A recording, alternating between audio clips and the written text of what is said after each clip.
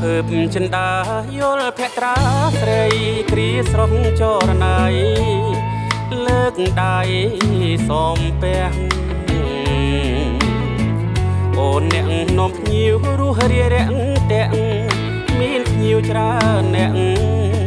ផ្លាត់មាត់សសារឹកពីរំទុំសាក់សំស្រីខ្មែរធាក់ដូចដួងខែស្រីតូចជុំទៅ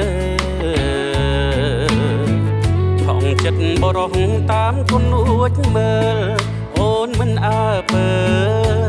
ធ្វើដូចធម្មតាអោពីអូអើយលងស្នេហ៍អូនហើយដកមិនរួចឡើយសូមអូនមេត្តាសូមបើកបេះដូងដាក់រូបរីមរាកុំដាក់អ្នកណាក្រៅពីបងអីបើពិតជាគូសូមក៏បំណងអូនជាគូក្រងបងសែ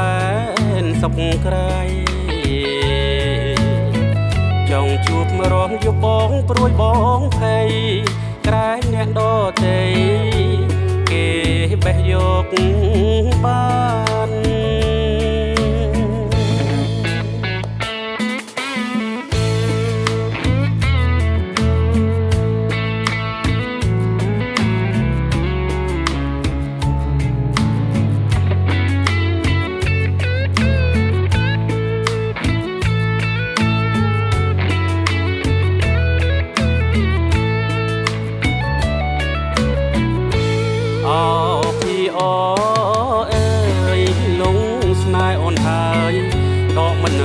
ឡើយសូមអូនមេត្តា